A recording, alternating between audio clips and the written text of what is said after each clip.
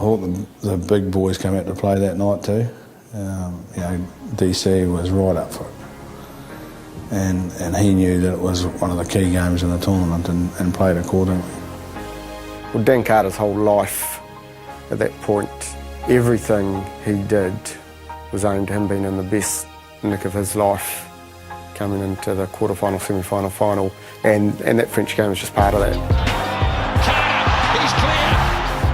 You know, where he hit his straps, he took over, he ran at the line, he kicked, he got us going forward, and he was the Dan Carter that, you know, we all know and love.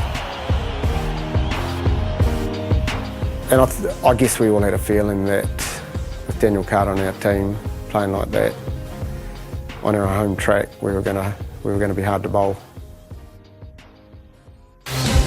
Tonight on Prime News, the nightmare scenario as Dan Carter's forced out of the World Cup. But Dan Carter out of Rugby World Cup. A crippling blow for the All Blacks. It felt like someone had died. This nation would come to a halt. I don't think New Zealand can win this World Cup. Dan Carter's injured and then he's out. The Dan Carter injury crisis. The Carter crisis. Dan Carter. Daniel Carter. Dan Carter. Dan Carter. Yeah. Dan Carter. Dan Carter. Dan Carter.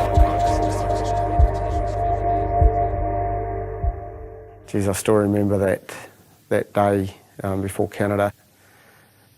He said to me after training, Smithy, I'll just have 4 shots at goal. 4 shots at goal, that's all. He was captain, remember, moving into that Canada game, so it was a massive occasion for him. Only too happy to fill in, which is a pretty special moment, for myself to lead, the All Blacks. Something that he'd earned and was really, really proud of. So I got behind the post. First kick went over, but he didn't hit it very well. And I thought, geez, that wasn't the best. I thought he'd scuffed the ground. And next kick, similar. And I thought, yeah, maybe the next one will come right. Next kick was pretty similar. And then his last kick. I just heard him scream and I looked around. And I knew as soon as he'd done it, he was history. And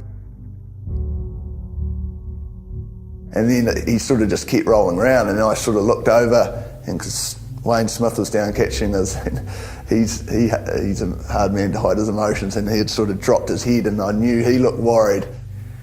And I heard the moaning, and I just felt sick in my stomach. Conrad Smith had come over. We had a look and oh geez. Medical people came over, took him into the medical room, tried to, we need to get him out of there to reduce the effect it had on the team. We're a family and people feel for each other, and we just need to get him out of there and reduce that impact. I got back to the hotel and I just lay on the bed and said, I'm not going anywhere. I just felt sick. So I then went into Daniel's room. I think Richie might have been there at the time. I didn't know what to say. Daniel didn't know what to say. We just sat there for about 20 minutes. So gutted for him, he'd put so much effort into being ready to play in that tournament, and then to see him just gone like that, geez, I didn't know what to say to the guy. I remember Ted then pulled us all into the changing rooms, and it was a masterstroke of the man. He just said, because obviously at that time, especially some of the young guys, you just start thinking, man, we've lost our, one of our key players, and he just pulled everyone in. And I remember going into the dressing shed at Rugby Park and talking to the guys and saying, we've had a major, the unexpected has happened, and guys, we are going to handle this.